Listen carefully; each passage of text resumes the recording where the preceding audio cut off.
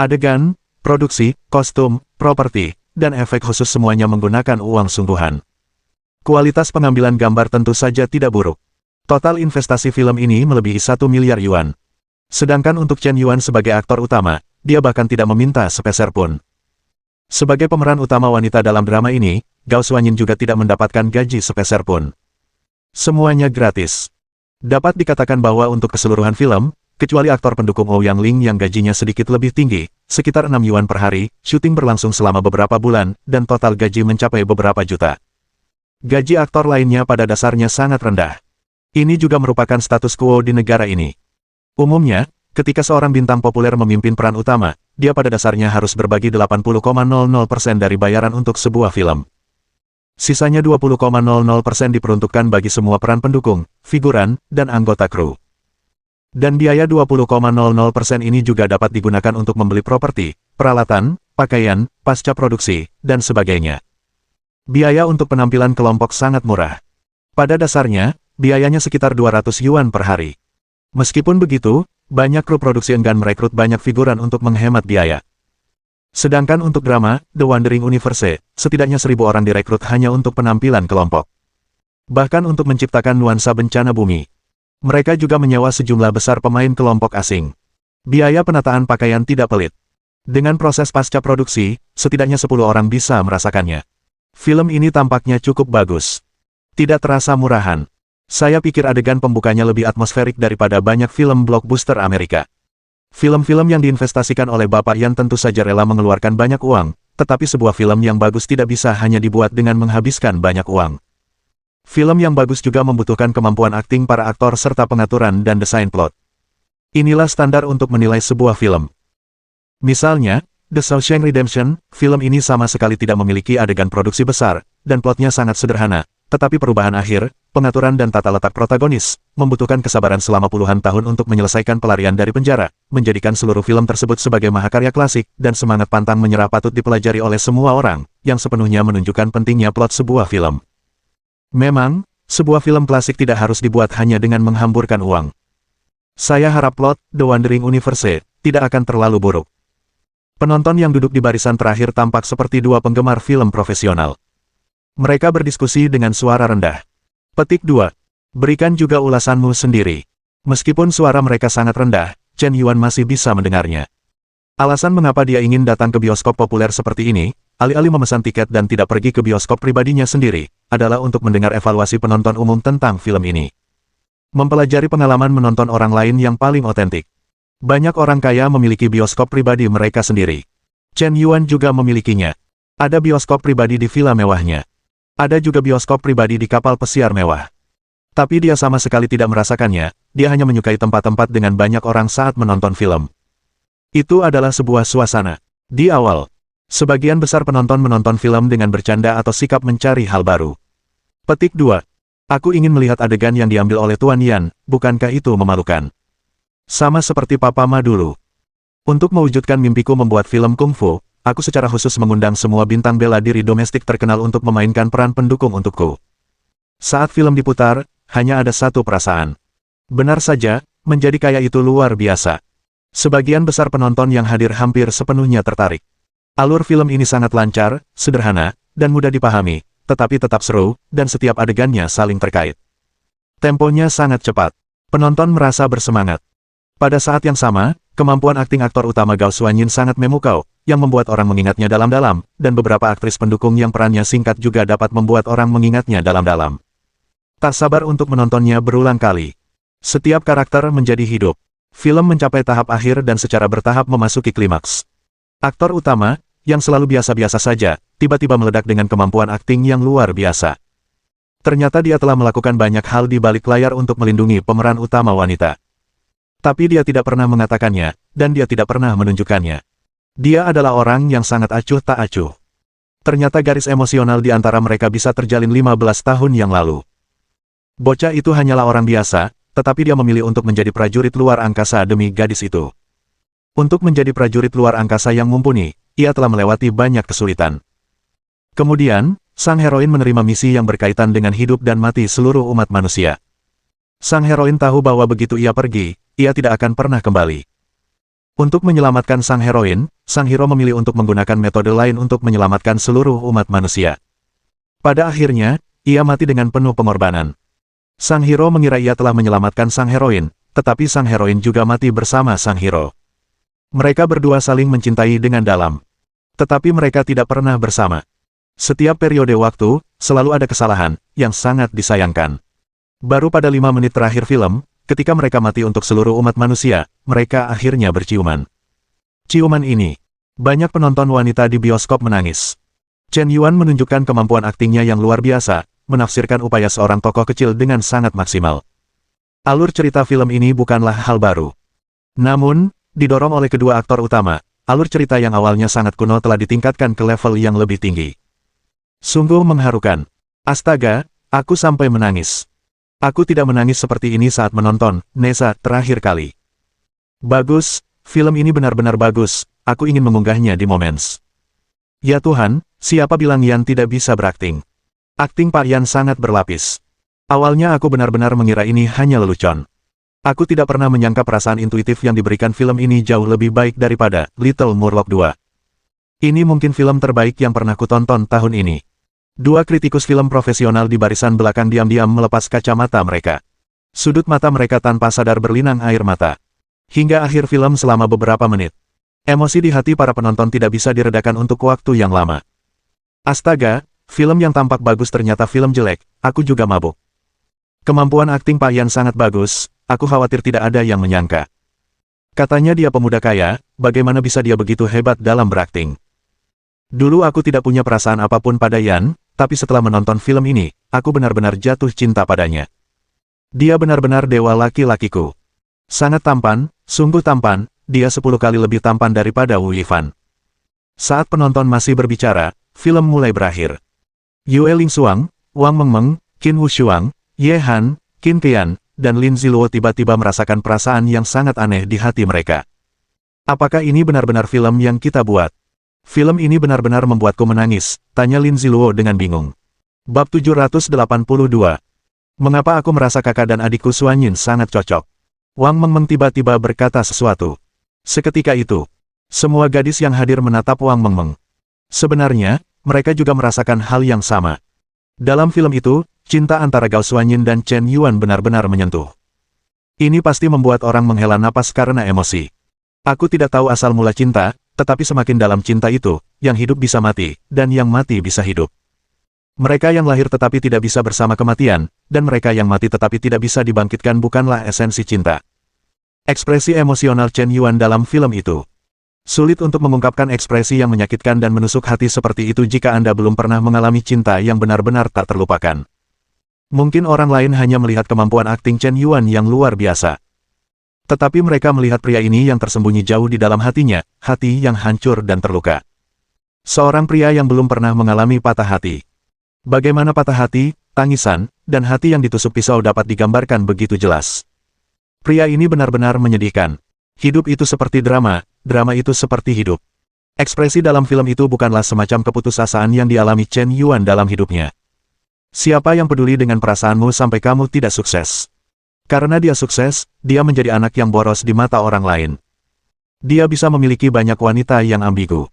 Tapi tidak ada seorang pun yang benar-benar masuk ke hatinya. Tidak ada yang mengerti dia. Di balik penampilannya yang bohemian, tersembunyi emosi yang tulus, tetapi dia tidak lagi mau membuka hatinya. Lihatlah semua gadis yang pernah dirayu Chen Yuan. Dia tidak pernah mengecewakan siapapun.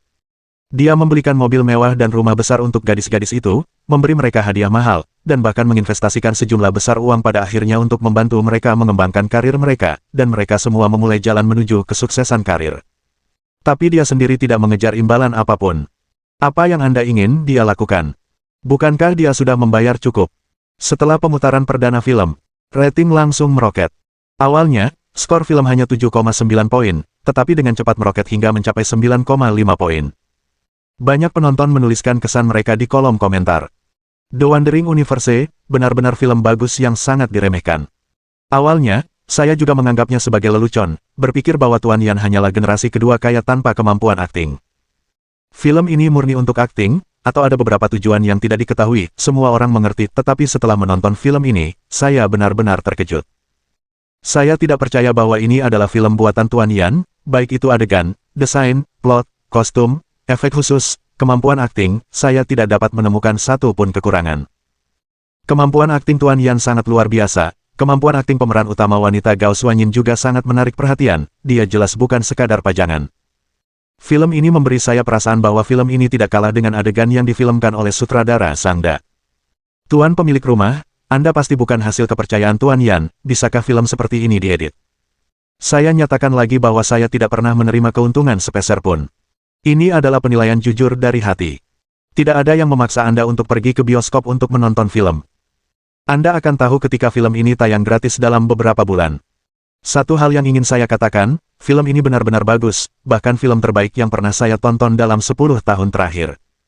Saya tidak tahu apa yang dipikirkan orang lain, tetapi itulah yang saya pikirkan. Saya akui, saya memarahi Pak Yan di internet, tetapi saya malah ditampar. Tunggu dulu, saya siap pergi ke bioskop untuk menontonnya untuk kedua kalinya. Ada beberapa aktris pendukung di film ini, yang benar-benar cantik. Sayang sekali bioskop tidak bisa memutarnya ulang, kalau tidak saya akan memutarnya ulang 100 kali. Ya, Kak, kamu juga telah menemukan peran pendukung wanita itu, benar-benar tepat waktu. Setelah menonton film ini, untuk pertama kalinya, kesan saya terhadap Gao Xuanyin berubah, dan saya menjadi penggemarnya. Aku sangat terkejut. Tahukah kamu siapa aktris pendukung ini? Lin Ziluo si loli kecil, istri kedua dari Lin Group, orang terkaya di Seoul, memiliki aset keluarga lebih dari 1 miliar. Putri dari Chaebol, Qin Wushuang, istri tertua dari Qin Group di Kota Iblis, salah satu dari 4 keluarga besar. Ye Han, orang nomor Yuan di Kota Iblis, putri dari keluarga kaya raya teratas, dan pewaris keluarga Ye. Masih ada 1 bulan lagi untuk Ling Xuang, Presiden Feidun Capital yang menjabat, keponakan ini semuanya putri orang kaya, dan ada juga karakter yang sebanding dengan Bos Pinguin, susunan pemainnya bahkan lebih berlebihan daripada 10 raja film yang kamu undang. Aku bilang kenapa syuting Tuan Yan begitu buruk, dia bahkan tidak mengundang aktor terbaik, jadi susunan pemain sebenarnya ada di sini, orang-orang tidak repot-repot mengundang aktor terbaik. Ada ulasan positif di internet. Topik, kemampuan akting Bapak Yan, dibahas secara langsung di Weibo. Ada juga beberapa aktris pendukung yang identitasnya terungkap, yang langsung menimbulkan kehebohan di internet. Banyak netizen langsung memutuskan untuk pergi ke bioskop besok untuk melihat apakah filmnya sebagus yang dikatakan semua orang. Bahkan lingkaran pertemanan mereka pun sudah penuh. Saat itu film sudah berakhir. Hampir pukul 9.30 malam. Di pintu masuk bioskop, suasananya tidak tenang. Konvoi mobil mewah memblokir pintu masuk bioskop, seolah menunggu seseorang keluar. Semua mobil mewah, setidaknya 20. Terlihat menakjubkan. Pemimpinnya adalah putra mahkota Sansing, Wu Zhengsai. Dia duduk di dalam mobil dan menunggu lebih dari 2 jam, semakin kesal. Dia bisa saja langsung masuk ke bioskop dan menjemput wanita yang menantang itu. Tetapi demi menjaga penampilan, untuk pamer, dan untuk mengejutkan mata anjing dari baja titanium wanita itu, dia bertahan. Kau harus menunjukkan wajah aslimu pada wanita ini. Presiden, saya telah menganalisis dengan saksama mengapa wanita itu mengabaikan Anda yang mengendarai mobil mewah senilai lebih dari 5.000 juta. Saya telah memikirkannya, dan seharusnya ada 3 alasan berikut. 3 alasan yang mana? Pertama, meskipun supercar Silva yang Anda kendarai adalah supercar terbaik di dunia, tidak banyak orang yang mengenal merek ini di Tiongkok, dan para wanita tidak terlalu paham tentang mobil. Mereka paling mengenal mungkin Lamborghini, Ferrari, Porsche, dan merek mobil mewah lainnya, mungkin mobil Anda hanya bernilai beberapa juta di mata mereka. Kedua, suasana di Huaxia saat ini buruk, terutama di Shanghai, di mana banyak orang yang memanfaatkan orang lain, dan semua orang suka menyewa mobil mewah untuk mendekati wanita. Selama Anda menyewa mobil mewah, Anda dapat dengan mudah bertemu wanita yang berada di luar jangkauan Anda. Mereka menghabiskan hingga yuan untuk membeli hadiah untuk wanita tersebut, jauh lebih sedikit daripada menghabiskan hingga yuan untuk menyewa mobil mewah, dan mereka dapat mengajak wanita tersebut pergi malam itu juga. Meskipun ketahuan, tidak masalah jika mereka putus, karena bagi mereka, jika tidak melakukan ini, mereka tidak akan pernah bisa tidur dengan Dewi di kehidupan ini. Jika mereka bisa tidur sekali atau 2 kali, itu bukan kerugian. Karena fenomena penyewaan mobil dengan kabel yang menggantung semakin serius, hal itu secara alami akan menghancurkan lingkungan pasar, dan mungkin tidak mudah bagi para gadis untuk tergoda. Ketiga, lingkungan tadi agak terlalu ramai. Terlalu banyak orang yang lewat yang menonton. Gadis itu menolak disebut sebagai wanita matre karena rasa simpatinya. Jika lingkungannya berbeda, atau orang-orang membandingkan. Saat masih muda, mungkin para gadis akan bersedia. Setelah asisten melakukan analisis, Park Jung-jae tiba-tiba menyadari sesuatu. Bab 783. Sepertinya ada benarnya juga apa yang kukatakan. Memang benar aku terlalu tidak sabar. Ini semua salah para pria Tiongkok brengsek itu. Katamu mereka tidak punya uang untuk bertingkah agresif. Mereka semua menyewa mobil mewah untuk mendekati perempuan, jadi semua perempuan mengira setiap pria mengendarai mobil mewah. Bukan berarti kesulitan mendekati perempuan tiba-tiba meningkat. Bahkan orang kaya seperti kita pun mengalaminya. Para perempuan itu sudah lama kehilangan kepolosan dan tipu daya mereka di masa lalu.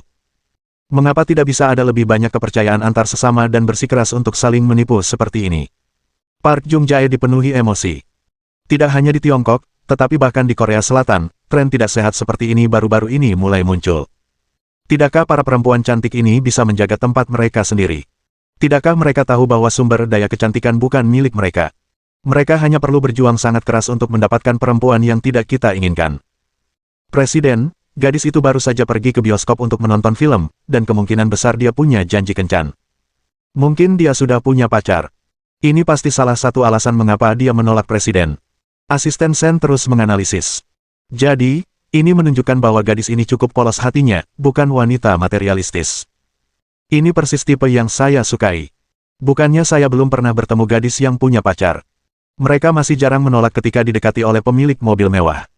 Bahkan jika mereka menolak, tatapan mata mereka tidak tegas, dan sikap mereka sangat gelisah, seolah-olah mereka telah berpikir keras. Perjuangan itu menunjukkan bahwa mereka sudah memiliki niat untuk mengkhianati pacar mereka di dalam hati. Tapi gadis tadi memiliki sikap yang sangat tegas, dan tatapan matanya sepertinya tidak pernah goyah. Wanita seperti itu sangat langka. Park Jung-jae menjilat bibirnya, dan tampaknya semakin tertarik pada Yue Lingsuang. Dia menyukai gadis yang sulit ditaklukkan, terlalu mudah didapatkan, tetapi tidak menarik. Presiden, jika gadis ini benar-benar tidak materialistis sama sekali, apakah kemewahan yang telah kita siapkan benar-benar akan berguna? Tidak ada wanita di dunia ini yang tidak materialistis, tetapi harganya berbeda. Jika 100 juta tidak bisa diberikan, gunakan 1000 juta, jika 1000 juta tidak bisa diberikan, gunakan juta. Akan selalu ada harganya. Lagi pula, dia naik taksi sendiri dan datang ke bioskop umum seperti ini untuk menonton film. Pacarnya mungkin juga sama. Jika dia benar-benar punya pacar, saya ingin menguji perasaan pacarnya terhadapnya. Aku tidak tahu apakah itu 1000 juta. Biarkan pria ini meninggalkan pacarnya. Haha. Park Jung-jae terkekeh. Ada sedikit kenakalan di matanya. Seolah-olah dari sudut pandang Tuhan, mengawasi semua makhluk hidup. Orang biasa tidak lebih dari semut di matanya, dan mereka dapat dimanipulasi di telapak tangan mereka dengan menghabiskan uang berapapun. Banyak pria akan bersikap sangat tangguh di internet atau di depan teman-teman. Tidak peduli berapa banyak uang yang dihabiskan orang lain, mereka tidak akan pernah mengkhianati pacar mereka. Tetapi kenyataannya, jika hal semacam ini benar-benar terjadi, uang tunai 1000 juta ada di depan Anda, apakah Anda benar-benar memiliki keberanian untuk menolak? Ini mungkin uang yang tidak akan pernah Anda hasilkan seumur hidup Anda. Dapatkah sifat manusia bertahan dalam ujian ini? Presiden, filmnya sudah selesai, mereka keluar. Kalau begitu, suruh Liu Neng bersiap, saatnya untuk pertarungan. Saat ini, Chen Yuan dan Yue Lingsuang berjalan keluar dari bioskop perlahan, bahu-membahu. Setelah menonton film, saudari Xiao Yue masih tidak lupa untuk melaporkan pekerjaannya. Saat ini, akuisisi beberapa merek Li Chaebol telah selesai. Masih ada beberapa sentuhan akhir yang belum ditangani. Baru-baru ini, harga perumahan di kota film dan televisi Tianmen mengalami gelombang kenaikan baru. Terdapat beberapa proyek real estate lagi di komunitas tersebut, dan 3 proyek lagi sedang direncanakan di jalan komersial. Sekolah pilot swasta pertama hampir selesai dibangun. Pada saat yang sama, di kota film dan televisi Tianmen, telah dibangun pabrik telepon seluler dan pabrik farmasi, 2 industri utama. Ditambah dengan industri pariwisata kota film dan televisi, pertunjukan kelompok berkumpul, dan bisnis berkembang pesat. Hal ini pasti akan menarik semakin banyak orang untuk menetap di kota film dan televisi. Bos, perusahaan Li dulu memiliki jaringan supermarket besar. Merek supermarket ini dulunya sangat besar, tetapi kemudian pasarnya mulai menyusut dan secara bertahap digantikan oleh Walmart. Saat ini, merek ini telah diakuisisi oleh Feidun Capital. Merek supermarket ini melakukan investasi kunci untuk mengejar Walmart sekaligus dan merebut kembali pasar nasional. Ide Anda sangat bagus. Anda dapat belajar dari model Walmart dan meningkatkan serta mengubahnya lagi berdasarkan Walmart. Chen Yuan tentu saja setuju 100% dengan ide investasi uang ini. Beberapa gadis lain melihat Yue Lingsuang dan Chen Yuan mengobrol tentang pekerjaan. Tentu saja, Saya sangat sadar dan tidak datang untuk mengganggu. Sebaliknya, mereka semua berjalan di belakang dengan sangat hati-hati. Ada jarak antara Chen Yuan dan Yue Lingxuang. Saat ini, di persimpangan di depan, ada lebih dari 20 mobil mewah dengan lampu menyala semua. Berbagai macam pintu gunting dan pintu mobil mewah terbuka satu demi satu. Satu demi satu, orang-orang yang tampak sangat mengagumkan perlahan keluar dari mobil. Orang-orang ini mengelilingi Chen Yuan secara serentak. Di antara mereka ada seorang pria kuat dengan dua kotak besar di tangannya. Chen Yuan sedikit bingung, apa yang akan mereka lakukan. Pada saat ini, celah tiba-tiba muncul di kerumunan. Seorang oba berkaki panjang yang mengenakan kacamata hitam berjalan perlahan dengan langkah yang sedikit elegan. Dia mengangkat dagunya 45 derajat untuk melihat orang-orang. Ada senyum meremehkan di sudut mulutnya, dan sepertinya ada sedikit kenakalan dalam senyum itu. Kenapa kau lagi? Ini tidak pernah berakhir. Yue Lingxuang mengerutkan kening. Kau kenal Xiao Yue? Entahlah. Tadi saat aku datang ke bioskop, aku kebetulan bertemu orang ini dan kami mengobrol. Aku menolak, tapi dia tetap mengejarku tanpa henti.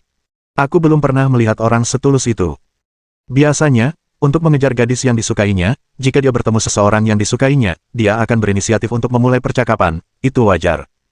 Setiap orang berhak mengejar kebahagiaan. Tapi setelah ditolak, berhentilah menguntit.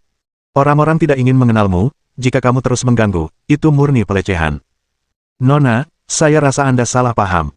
Saya benar-benar tertarik pada Anda. Saya menunggu Anda di pintu masuk bioskop selama lebih dari 2 jam, itu sudah cukup untuk menunjukkan ketulusan saya. Izinkan saya memperkenalkan diri, saya Park Jung Jae. Anda mungkin tidak familiar dengan nama ini, tetapi Anda dapat mencari tahu siapa saya di internet. Siapa Anda dan apa urusannya dengan saya? Saya bilang saya tidak ingin mengenal Anda. Apakah Anda tidak mengerti bahasa Mandarin atau apa yang saya katakan? Setelah Yue Lingxuang selesai berbicara, tanpa sadar ia meletakkan tangan kanannya di lengan Chen Yuan. Maknanya sudah jelas. Benar saja, gadis ini bukanlah wanita materialistis, sebesar apapun kemewahannya, sebanyak apapun mobil mewahnya, hatinya tidak akan goyah. Kakak, kau pacarnya. Aku ingin membicarakan sesuatu denganmu. Lepaskan topengmu dulu. Park Jung Jae menepuk bahu Chen Yuan. Bab 784.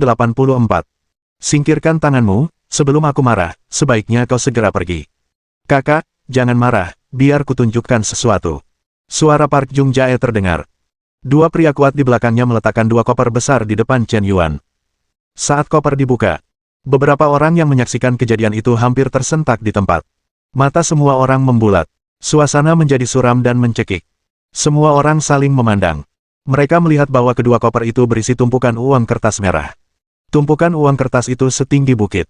Diperkirakan beratnya setidaknya 100 atau 200 kati. Orang ini, apakah dia mencoba berpura-pura? Chen Yuan menyipitkan matanya. Jumlah uang ini paling banyak tidak melebihi 1000 juta. 1000 juta hanya untuk meniru orang lain. Biasanya aku memberi hadiah kepada selebriti internet wanita 10 kali lebih banyak dari ini. Dari mana bajingan ini berasal?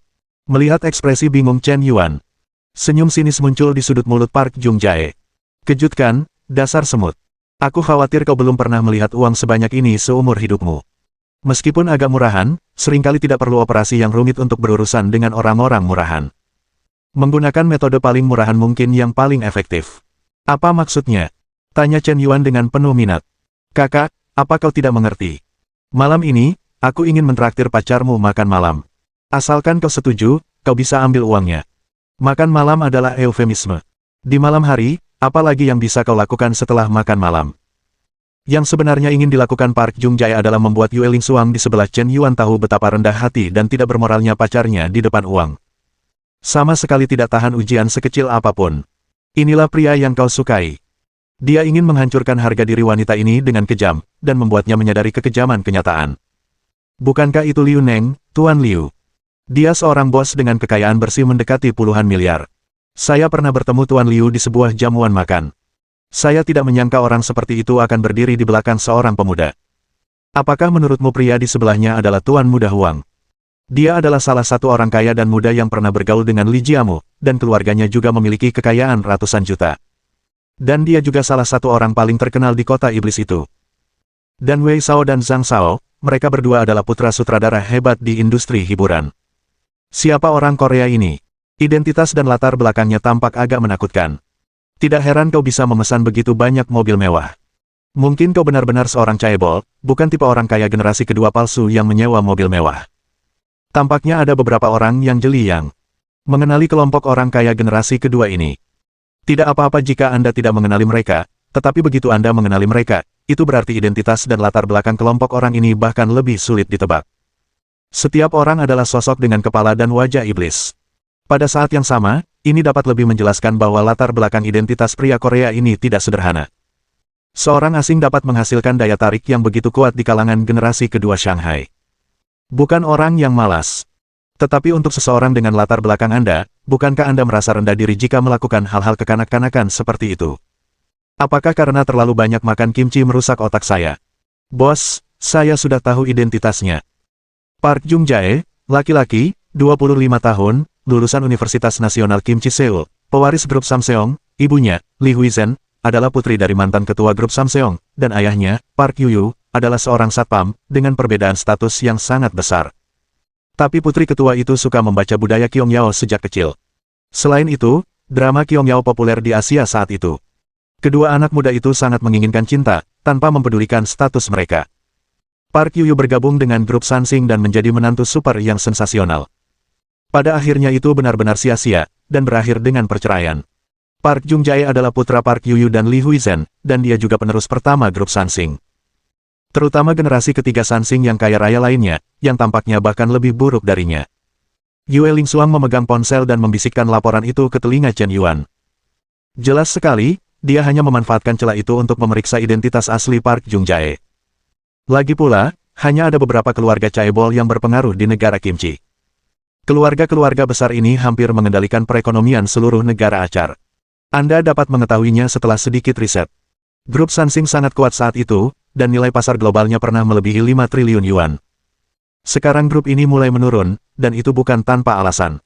Para ahli waris keluarga mereka memang tidak terlalu dapat diandalkan. Ternyata kau adalah putra mahkota Sansing. 1.000 juta ini milikmu. Sungguh, mengesankan.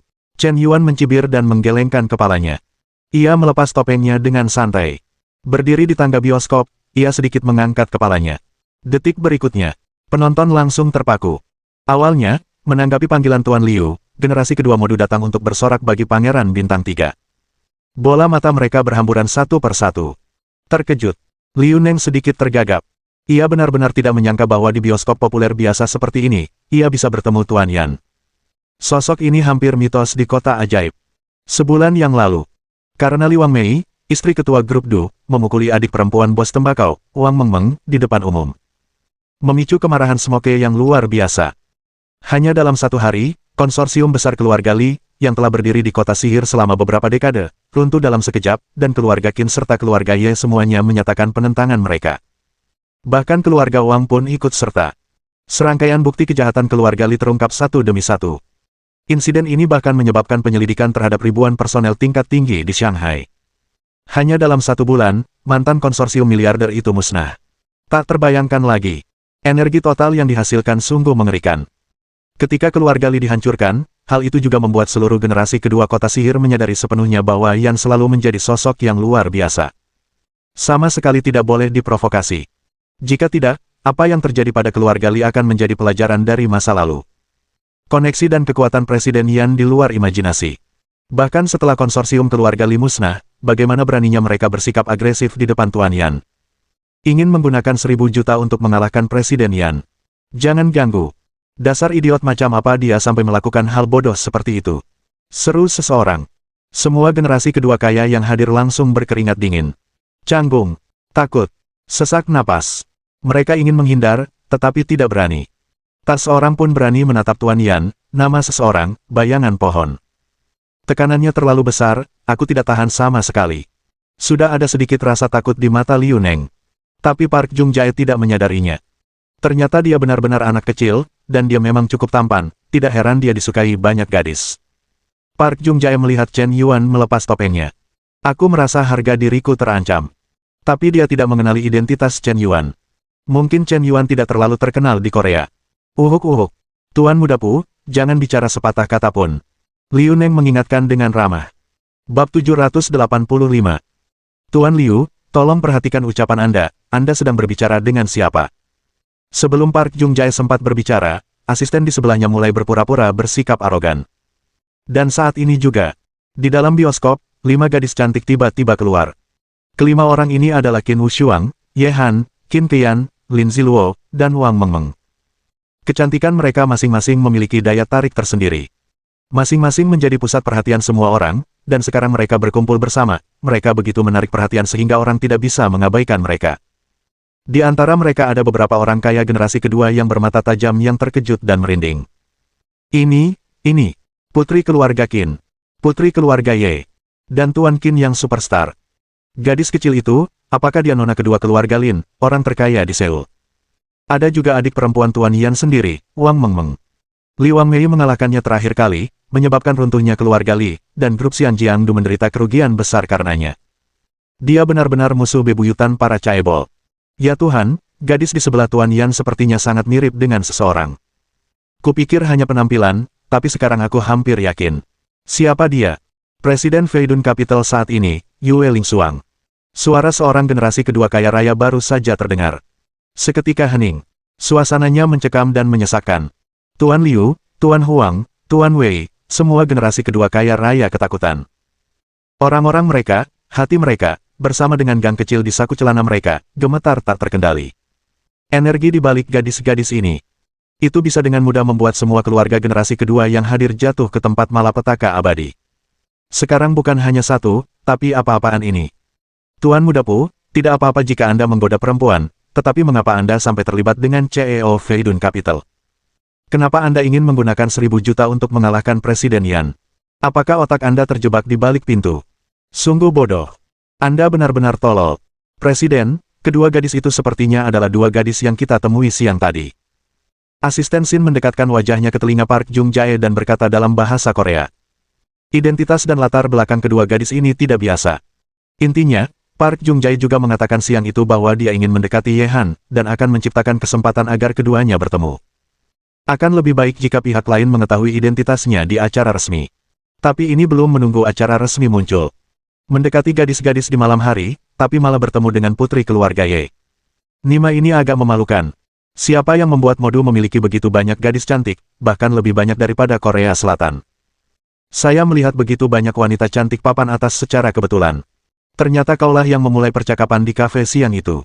Keduanya berbicara bahasa Korea, mengira Chen Yuan tidak mengerti. Apakah kau bisa berbahasa Korea? Sial. Sebelum Park Jung Jae selesai berbicara, orang yang menyapanya menamparnya dengan punggung tangan, menamparkan keras wajahnya yang tampan dan halus. Dia terlempar sejauh 2 meter. Kemudian dia jatuh di tangga dan 2 giginya copot. Kau berani memukul presiden kami, kau tahu siapa dia? Bajingan. Tuan Liu, cepat panggil seseorang untuk menangkap bajingan ini. Dia harus membayar harga yang sangat mahal atas perbuatannya. Asisten Sen menggeram histeris. Namun, di hadapan permintaannya, semua orang yang hadir acuh tak acuh. Satu persatu kalian menatapku, aku menatap kalian, mata besar dan mata kecil. Tidak ada niat untuk membantu sama sekali. Jelas sekali ketika dia datang tadi, dia masih agresif. Lebih dari 20 orang, dikelilingi oleh 1 orang. Dia terkejut melihat ketiga pangeran diintimidasi, tetapi tidak ada yang berani melakukannya. Apakah kalian terlalu pengecut? Presiden Liu mengabaikan asisten Sen.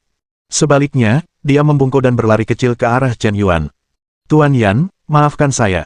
Saya benar-benar tidak tahu itu Anda. Benar-benar banjir yang melanda kuil Raja Naga. Tolong jangan salahkan saya. Tuan Liu pasti akan mengunjungi Anda suatu hari nanti dan meminta maaf kepada Anda. Liu Neng, kau di pihak mana? Apakah kau masih ingin menandatangani kontrak? Aku akan menandatangani ibumu. Liu si gendut berbalik dan menendang perut asisten Sen. Asisten macam apa kau ini, berani-beraninya berteriak di depanku, apa kau tidak punya muka? Dalam situasi sekarang, kontrak itu tidak boleh ditandatangani. Mustahil baginya untuk menyinggung Tuan Yan demi bisnis senilai ratusan juta.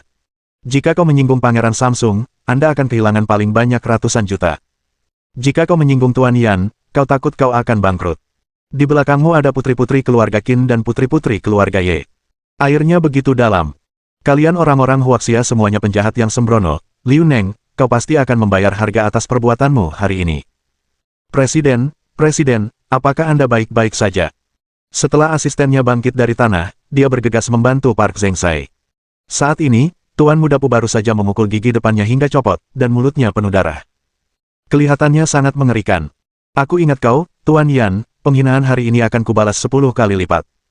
Kata Park Jung Jae dengan kejam. Dia akhirnya bereaksi. Pemuda di depannya mungkin memiliki latar belakang yang tidak biasa. Kalau tidak, Liu Neng tidak akan langsung berpaling. Rasa sakit yang membakar di wajahnya telah membangkitkan amarahnya yang mengerikan. Dia belum pernah dipukuli seperti ini sejak kecil. Masalah ini tidak ada habisnya.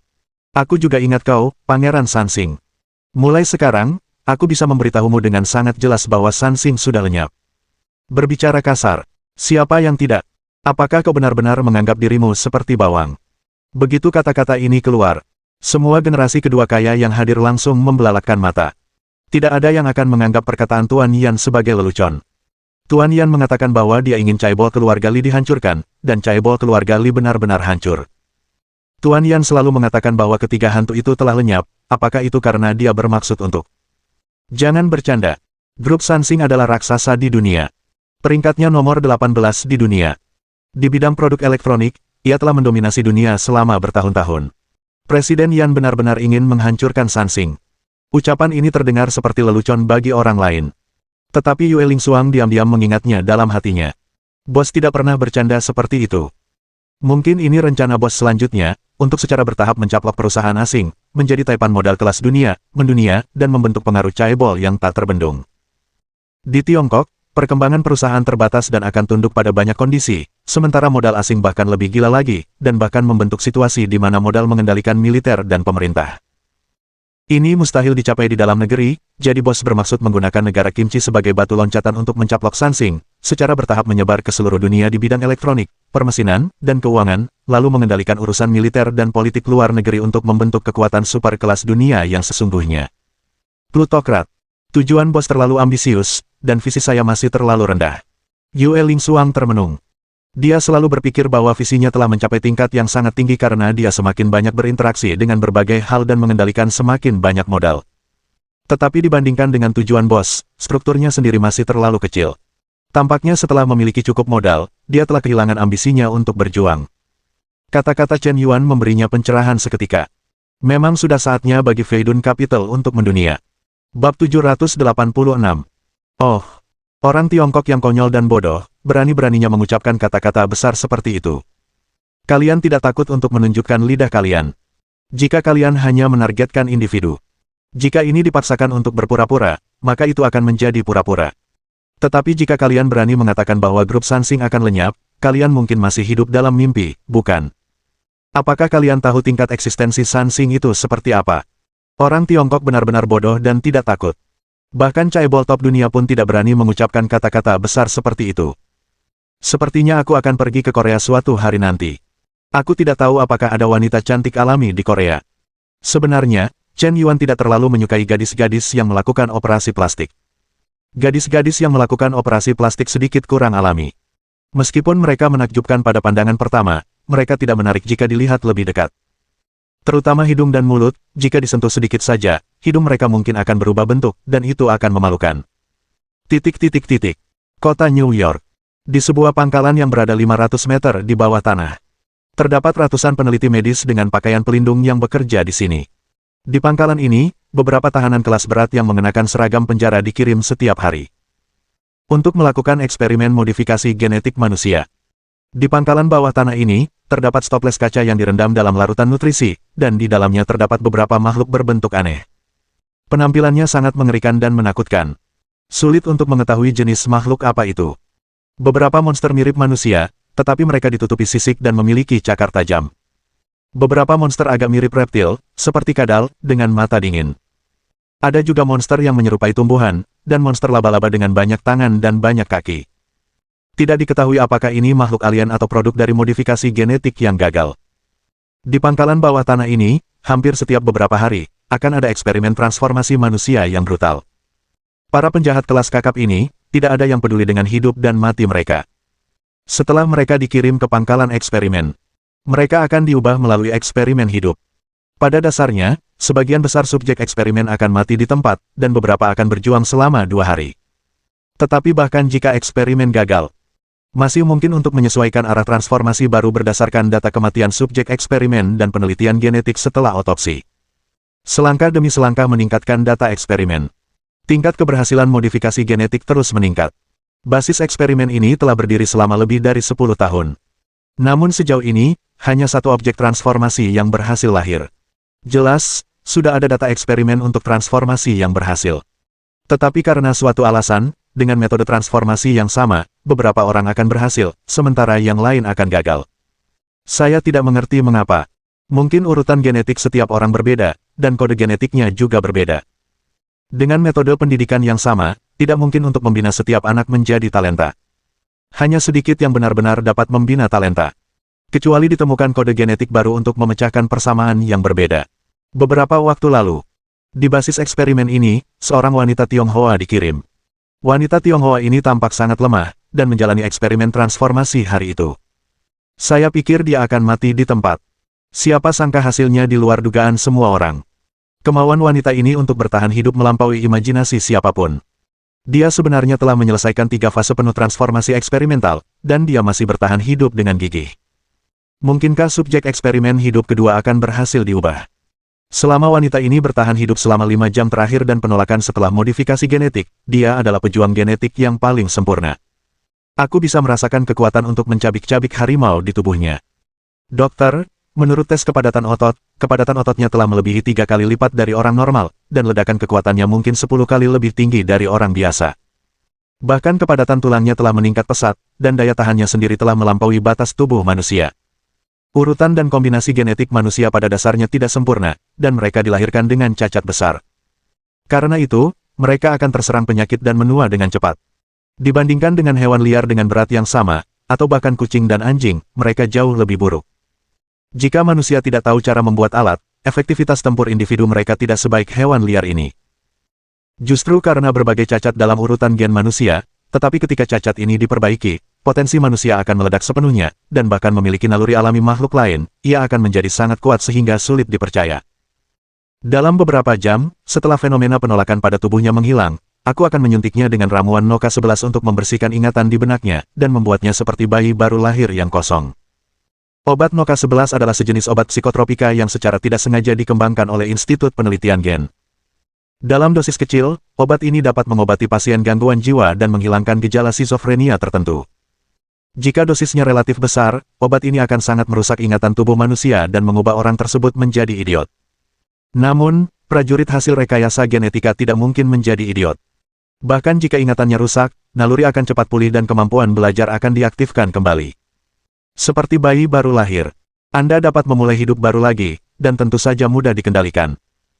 Jika prajurit hasil rekayasa genetika masih memiliki ingatan, tidak heran dia tidak menghancurkan institut penelitian Anda. Dekan, ini tidak baik. Beberapa narapidana hukuman mati yang baru saja dikirim ke pangkalan tiba-tiba membuka borgol mereka, melukai orang dengan brutal, dan bahkan membunuh penjaga pangkalan.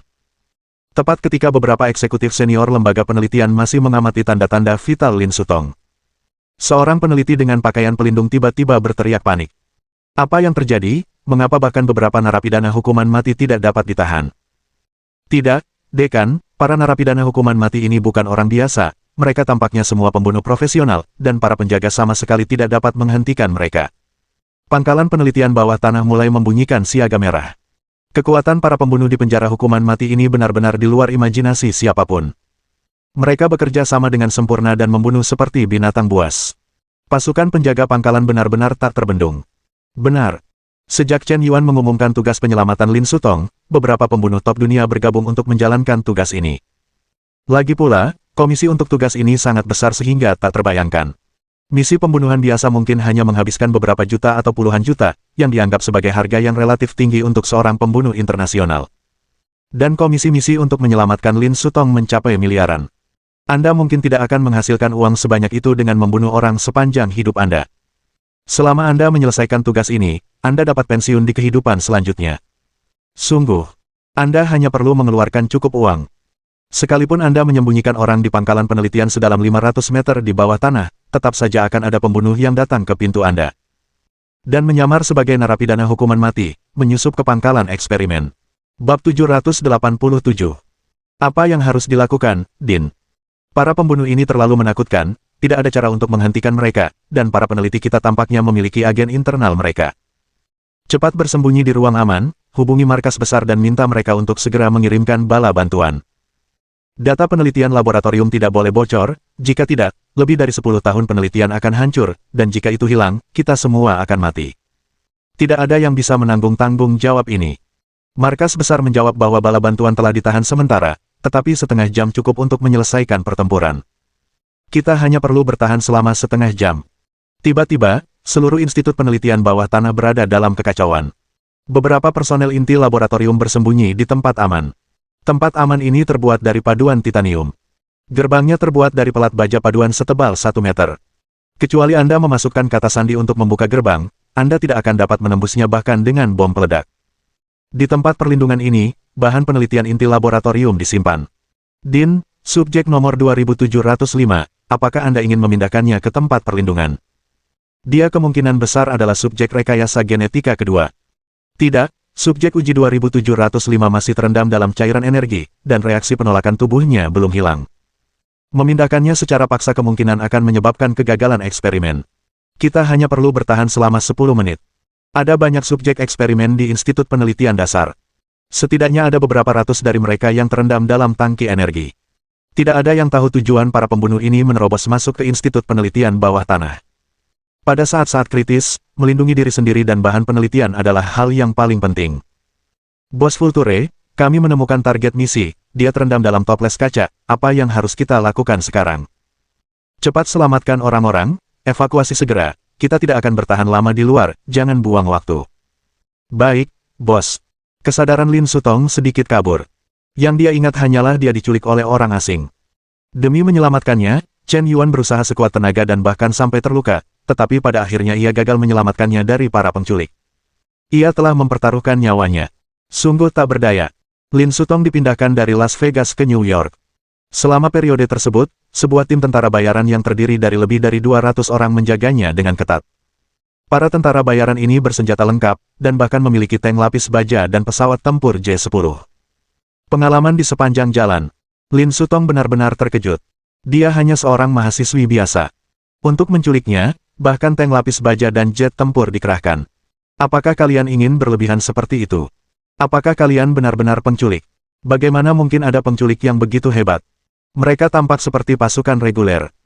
Kebajikan dan kemampuan apa yang kumiliki, Lin Sutong, sehingga pantas mendapat perhatian sebesar ini dari kalian? Untuk mencegahku melarikan diri, apakah kalian ingin mengerahkan pasukan bersenjata reguler lebih dari 200 orang? Kurasa hanya pejabat penting negara yang diperlakukan seperti ini. Lin Sutong juga mengerti kemudian. Alasan mengapa orang asing ini begitu siap adalah karena mereka ingin menggunakan diri mereka untuk menegosiasikan persyaratan dengan Chen Yuan. Mereka juga takut akan diselamatkan oleh Chen Yuan. Itulah mengapa hal itu sangat penting. Poin ini juga dapat dilihat dari sisi lain, Chen Yuan tidak pernah menyerah untuk menyelamatkannya.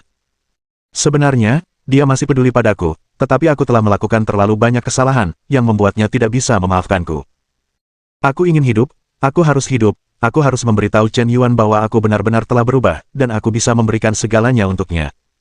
Dengan tekad yang kuat, Lin Sutong telah berjuang hingga saat ini. Meskipun ia menahan rasa sakit yang tak tertandingi selama eksperimen, ia mengertakkan giginya dan bertahan. Bos, wanita Tionghoa ini tampaknya demam tinggi, derajat. Omong kosong apa yang kau bicarakan? Bagaimana mungkin seseorang bisa demam tinggi, derajat? Memang benar dia demam tinggi, derajat, dan tubuhnya benar-benar terlalu panas. Di barisan belakang sebuah van Alpha, Lin Sutong telah berhasil diselamatkan. Tetapi setelah diselamatkan dari pangkalan eksperimen, tubuhnya mengalami demam tinggi. Bahkan terbakar hingga lebih dari 50 derajat.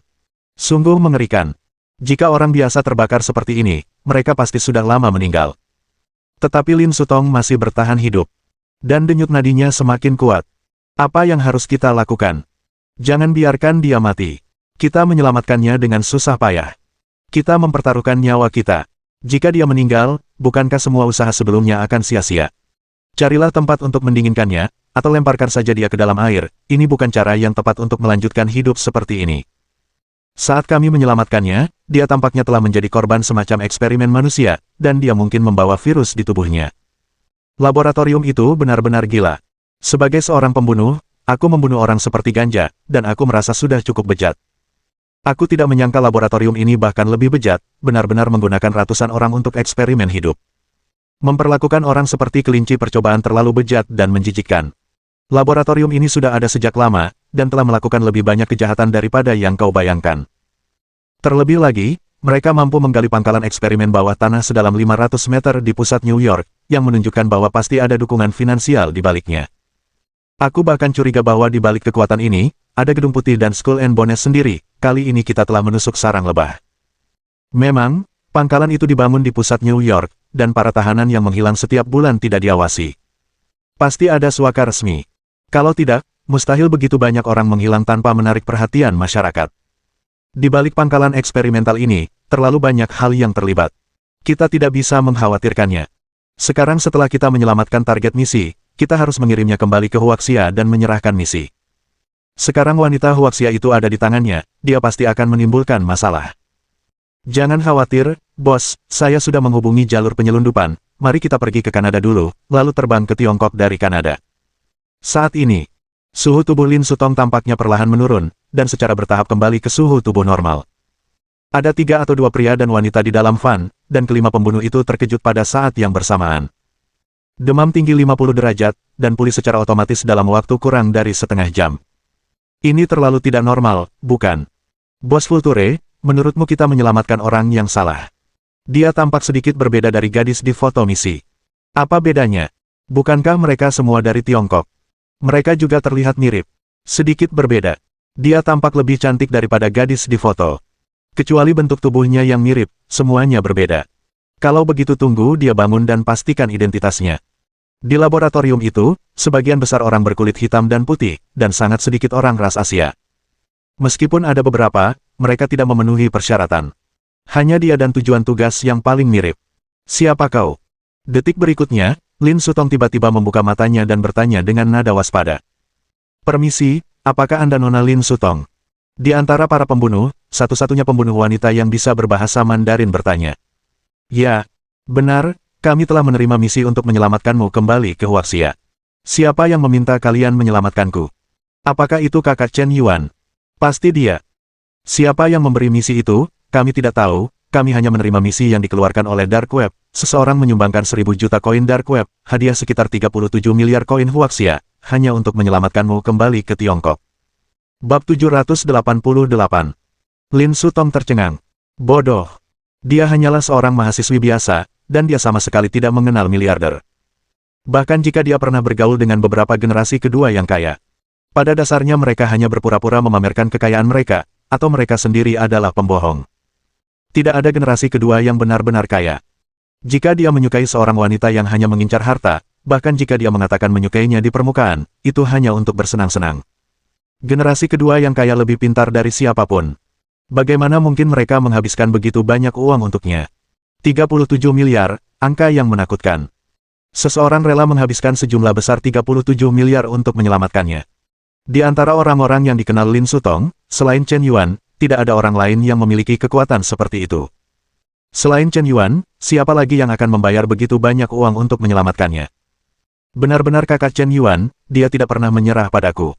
Air mata menggenang di mata Lin Sutong. Tetesan air mata sebesar kacang tidak bisa berhenti menetes. Perasaan di hatiku tak bisa lagi diungkapkan dengan kata-kata. Saat ibunya sakit parah, dia memanggil semua orang di sekitarnya, tetapi tak seorang pun mau meminjamkan uang. Bahkan jika hanya puluhan ribu yuan, aku tidak mau meminjamnya. Hanya Chen Yuan, dengan mulut tajam dan hati yang lembut, yang berbicara dengan sangat tegas, tetapi dia membantunya dengan cara lain. Dan kali ini, hal yang sama terjadi. Dia diculik dan dibawa ke Amerika. Bahkan ada pasukan tentara bayaran yang menjaganya dengan ketat, dan akhirnya dipindahkan ke laboratorium bawah tanah yang sangat rahasia. Betapa rahasianya. Mustahil bagi orang biasa untuk menemukannya. Betapa sulitnya menemukan jejaknya dan menyelamatkannya dari laboratorium bawah tanah yang gelap itu. Tapi Chen Yuan tetap tidak menyerah. Dia menghabiskan miliaran uang dengan segala cara, bahkan tanpa mengetahui apakah dia masih hidup atau sudah mati. Tetap memilih untuk menyelamatkannya. Perasaan tulus dan pengabdian tanpa pamrih seperti itu. Lin Sutong tak kuasa menahan tangis. Mengapa? Mengapa semuanya menjadi seperti ini? Awalnya, aku jelas mendapatkan cinta yang paling tulus di dunia, dan aku mendapatkan dia yang terbaik, tapi aku menghancurkan semua ini dengan tanganku sendiri. Aku menyesal, aku benar-benar menyesal. Dia menyembunyikan namanya untukku dan rela menjadi pria biasa, tapi aku menghancurkan hatinya dengan telak. Aku benar-benar bajingan. Maafkan aku, Chen Yuan, aku benar-benar minta maaf. Lin Sutong menangis terseduh-seduh. Membuat para pembunuh di dalam mobil tampak tercengang. Wanita ini sudah gila, kan? Baru saja. Mutasi-mutasi. Di kedua sisi jalan, beberapa jeep militer tiba-tiba melaju keluar. Tanpa ragu, mereka mulai menembak membabi buta ke arah Alpha. Tidak, kita sedang dikejar seseorang, cepat kabur. Ada pabrik terbengkalai di depan kita. Kita memasuki pabrik ini dan mulai berpencar. Aku dan anak kedua bertanggung jawab untuk mengalihkan perhatian para pengejar, Scorpion dan Bat. Kalian berdua kabur secara terpisah dengan tujuan misi. Kalian harus meninggalkan kota New York secepat mungkin. Baik, bos. Selanjutnya, Lin Sutong mengalami baku tembak yang menegangkan. Setelah memasuki pabrik terbengkalai, kelompok pembunuh mulai bubar dan melarikan diri. Lin Sutong, Scorpion, dan Bat, kedua pembunuh itu melarikan diri dengan berjalan kaki di pabrik terbengkalai. Pihak lain mengemudi dan bertanggung jawab untuk menarik perhatian musuh. Sebelum mereka menyelamatkan Lin Sutong, mereka sudah mengatur rute pelarian. Tapi sayang sekali, para pembunuh ini meremehkan tekad kekuatan di balik Darknet dan laboratorium untuk membunuh mereka. Bahkan jika mereka adalah pembunuh terbaik di dunia, mereka tetap diburu seperti belum pernah terjadi sebelumnya. Konvoi pembunuh yang melarikan diri dihancurkan di tempat. Beberapa pembunuh ditembak mati di tempat. Lin Sutong, Scorpion, dan Bat, ketiganya meninggalkan pabrik yang terbengkalai, melarikan diri ke daerah kumuh, dan berjalan melalui jalan-jalan sempit. Daerah kumuh yang kacau dan rumit telah menjadi tempat terbaik untuk menghindari perburuan. Baik Scorpion maupun Bat tidak menyangka bahwa wanita Tiongkok yang tampaknya lemah ini jauh lebih kuat dari yang mereka bayangkan. Awalnya mereka mengira dia pasti menjadi beban. Siapa sangka wanita ini melakukan parkour di atap, dan kecepatannya tidak kalah dengan para pembunuh terlatih seperti mereka, bahkan dia berlari lebih cepat dari mereka. Tapi segera, gelombang pasukan pemburu lainnya datang. Pembunuh Bat ditembak mati oleh helikopter tempur saat melakukan parkour di atap. Pada akhirnya, hanya tersisa satu pembunuh wanita, Sisi dan Lin Sutong, yang berbaur dengan penduduk dan menghilang. Setelah menyamar, mereka bersembunyi di daerah pemukiman. Dalam situasi ini, kita mungkin tidak bisa pergi ke Kanada, dan kita tidak akan bisa meninggalkan Amerika Serikat dalam waktu singkat. Dalam situasi barusan, jelas bahwa bahkan tentara Amerika pun telah dikerahkan. Kurasa bandara, pelabuhan, termasuk persimpangan jalan raya, sudah memasang pos pemeriksaan. Bagian belakang laboratorium ini benar-benar menakutkan. Aku tahu tugas ini tidak semudah itu. Maaf, akulah yang melibatkan rekan-rekanmu. Mereka semua. Lin Sutong menundukkan kepalanya, ragu-ragu untuk berbicara. Komunikasi kita terputus, mereka harus dibunuh.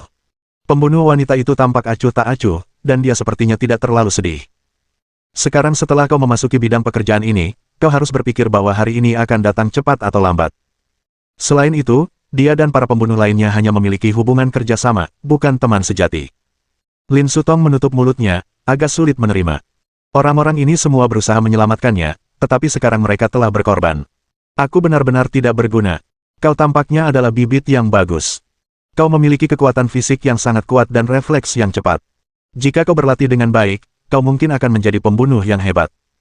Kakak, aku tidak ingin menjadi pembunuh, aku hanya ingin memiliki kemampuan untuk melindungi diriku sendiri. Kakak, bisakah kau mengajariku? Ikuti aku. Nada suara pembunuh wanita itu tetap acuh tak acuh. Tetapi ketika dia berpikir bahwa jika dia menyelamatkan Lin Sutong kembali ke Huaxia sendirian, bukankah dia akan dapat memonopoli sejumlah besar 37 miliar? Akan lebih baik jika orang-orang itu mati. Bukankah akan menyenangkan untuk menelan semua hadiah itu sendiri?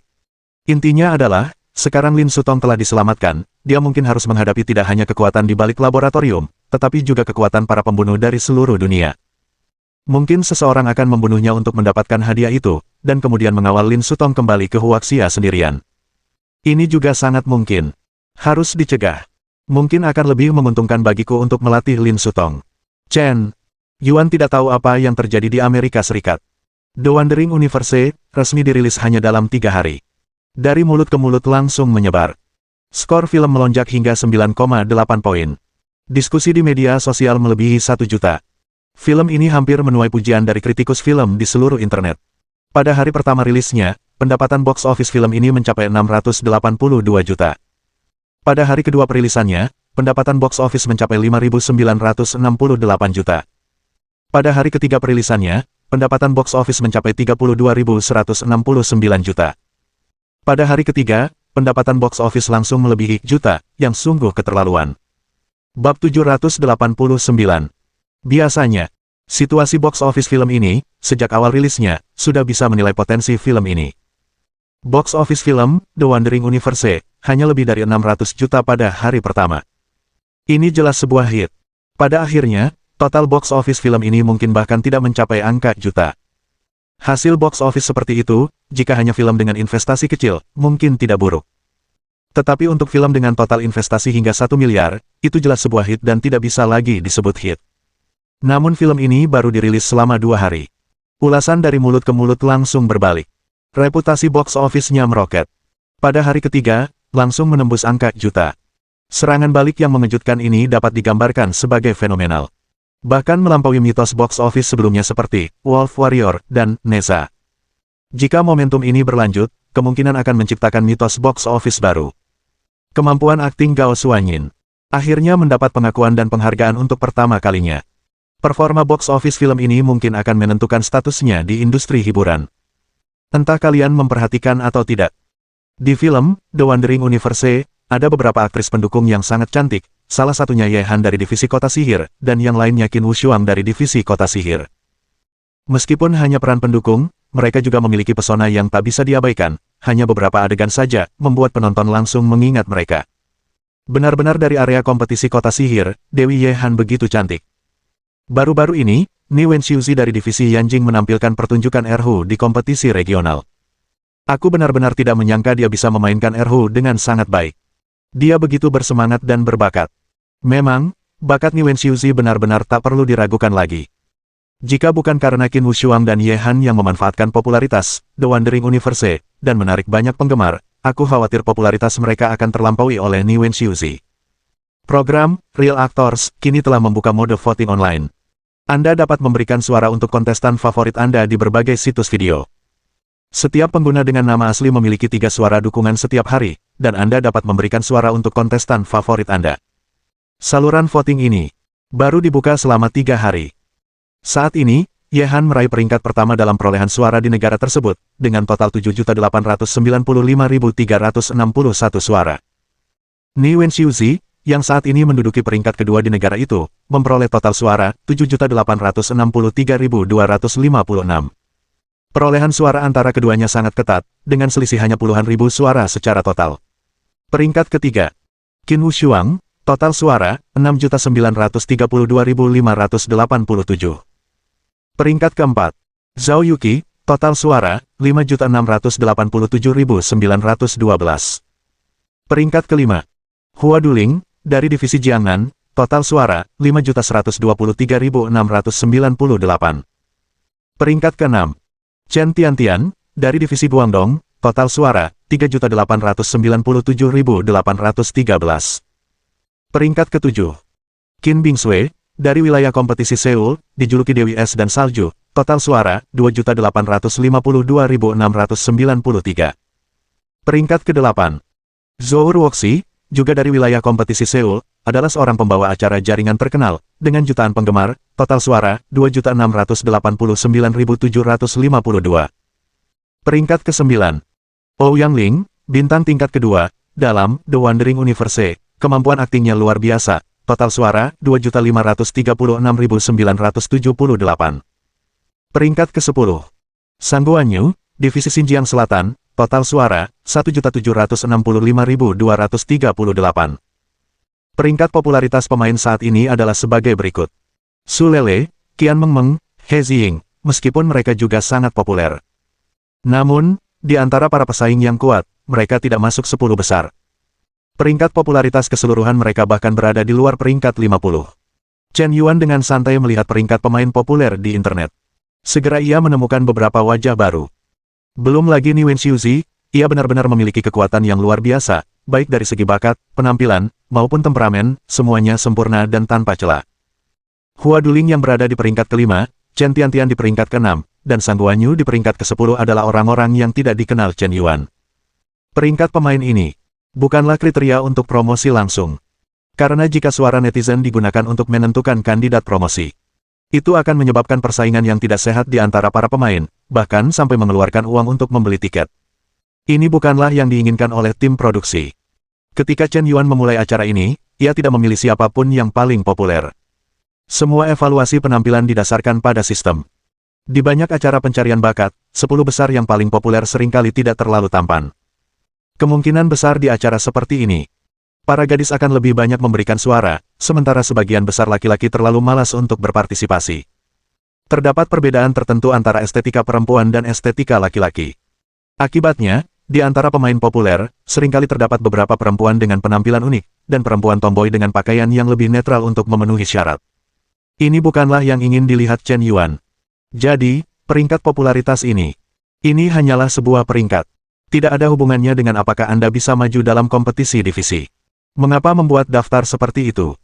Tujuannya adalah untuk meningkatkan interaksi penonton dan memberi mereka rasa partisipasi. Tentu saja, 10 pemain teratas dalam peringkat popularitas akhir juga akan menerima hadiah tertentu. Sementara acara tersebut terus populer, Chen Yuan menerima telepon dari Qin Wushuang. "Hei, Chen Yuan, ingat untuk datang ke Hotel Regal di mode pukul 7.30 malam ini untuk menghadiri pesta ulang tahun kakekku, jangan terlambat." "Dimengerti, Nona Qin tetap harus menjaga kehormatan, jangan khawatir, aku tidak akan terlambat." Chen Yuan mengangguk. "Karena kamu akan menghadiri pesta ulang tahun seseorang, apakah kamu ingin menyiapkan beberapa hadiah?" Mengucapkan selamat ulang tahun kepada kakek, Chen Yuan tidak bisa memikirkan hadiah yang lebih baik untuk sementara waktu. "Terakhir kali aku makan ginseng berusia 1000 tahun. Menambah umur 100 tahun. Secara teori, dia berhutang budi pada keluarga Qin. Namun jika Anda ingin membicarakan pemberian hadiah mahal, tampaknya lelaki tua dari keluarga Qin itu tidak kekurangan apapun." Pangeran Bintang 3, Park Jung Jae, yang tanpa ampun ditampar wajahnya oleh Chen Yuan, sedang melihat setumpuk dokumen. Materi-materi ini mencatat identitas dan latar belakang Chen Yuan secara detail, termasuk berbagai perbuatannya yang menyebabkan sensasi di internet. "Presiden, dalam beberapa hari terakhir, saya telah menyelidiki CEO ini secara detail, dan menemukan bahwa latar belakang identitasnya jauh lebih rumit daripada yang kita bayangkan. Bahkan banyak orang kaya lokal di Tiongkok pun tidak tahu kebenaran tentang CEO ini. Seperti apa latar belakangnya? Tapi dia sangat kaya, benar-benar sangat kaya. Dia pernah menggunakan metode memberi hadiah kepada pembawa acara wanita di internet, yang menyebabkan sensasi di seluruh internet. Diperkirakan secara konservatif bahwa hadiah yang dia berikan kepada pembawa acara wanita melebihi 50 miliar. Dan dia juga sangat berbakat, menyanyi, menari, bermain basket, bermain catur, mengikuti kompetisi atletik putra, bermain piano, biola, dan banyak bakat lainnya. Dia memiliki prestasi yang sangat tinggi, sehingga dia dijuluki Dewa Pria negara ini. Tapi bukan itu intinya. Intinya adalah industri yang diinvestasikan oleh Chen Yuan telah mencapai tingkat yang mencengangkan. Dia telah berinvestasi di Big Chat TV, Liu App, Seoul Pharmaceutical Group, Ruoyuan Pharmaceutical Group, Feidun Capital, Superstar Group, Sai Technology Company, Sai Charity Foundation, Mengmeng Shopping, Suanyin Film and Television Group, dan lain-lain. Semua perusahaan itu jika digabungkan mungkin memiliki nilai pasar lebih dari 6 triliun yuan. Begitu asistennya mengatakan ini, Park Jung Jae langsung terpaku. Bab 790. Park Jung Jae terkejut. Selain tidak tahu, dia masih sangat tidak tahu. Selain terkejut, dia juga terkejut. Total nilai pasar global grup Sansing bahkan tidak mencapai 6 triliun yuan. Apakah orang ini lebih kaya dari seluruh grup Samsung? Presiden, Anda tidak bisa menghitungnya seperti itu, meskipun data investigasi kami menunjukkan bahwa Chen Yuan memang telah berinvestasi di banyak industri, dan nilai pasar gabungan dari semua industri ini memang telah melebihi triliun koin Huaxia. Namun, banyak saham industri sebenarnya tidak atas nama Chen Yuan, dan dana yang dia keluarkan belum tentu aset pribadinya. Sangat mungkin ada grup chaebol di belakangnya, atau bahkan beberapa grup chaebol. Yang diwakili Chen Yuan mungkin adalah wajah dari grup-grup chaebol ini.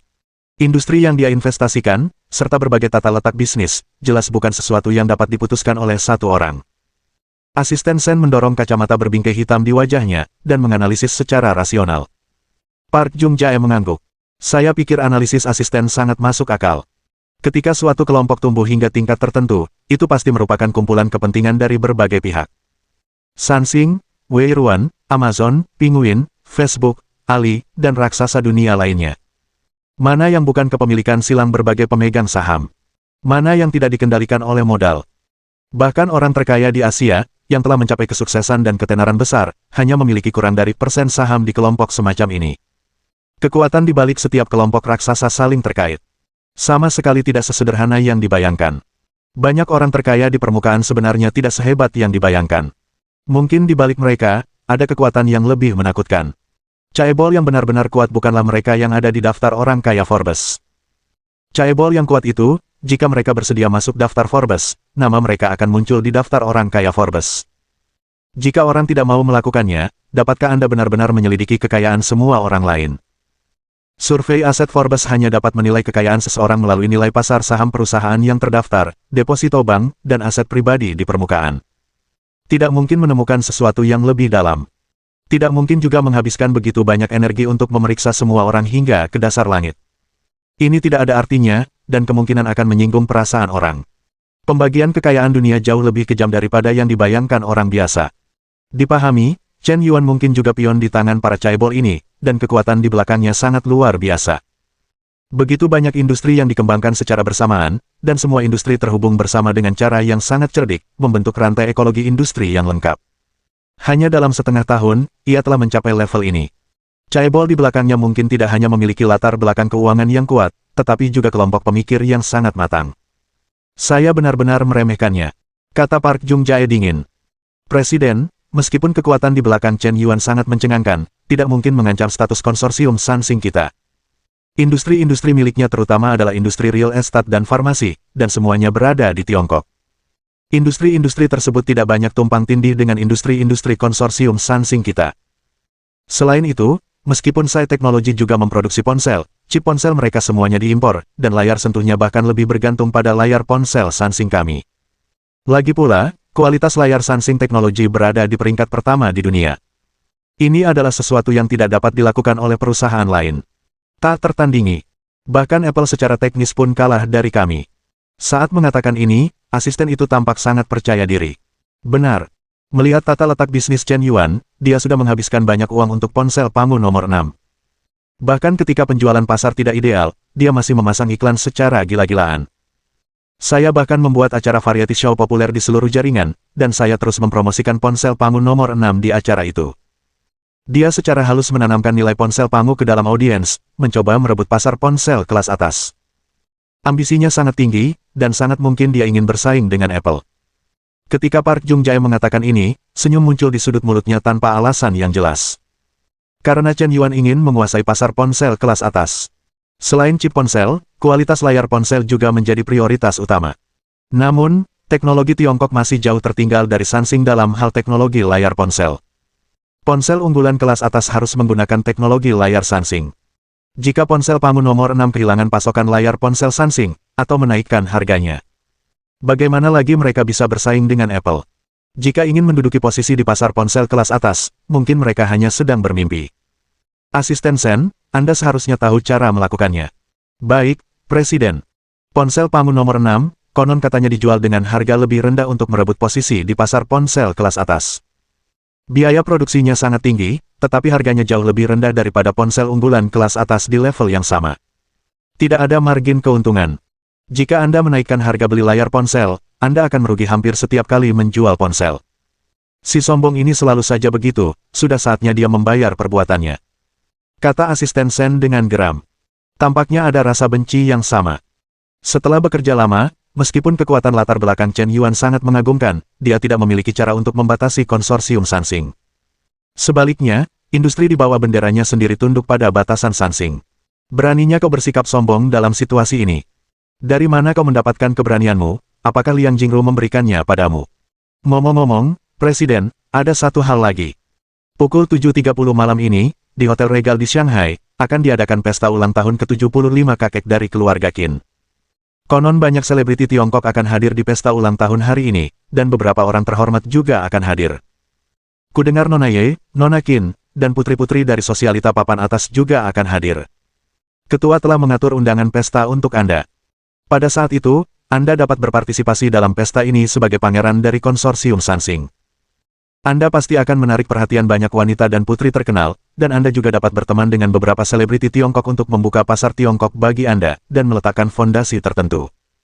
Setelah asisten Sen selesai berbicara, ia mengeluarkan 2 undangan pesta lagi. Beberapa hari yang lalu, di pintu masuk bioskop, ia ditampar oleh Chen Yuan di depan umum, yang membuatnya kehilangan muka. Park Jung Jae telah menahan napas kesal di hatinya. Terutama ketika ia masih merasa malu di depan Ye Han. Sungguh memalukan.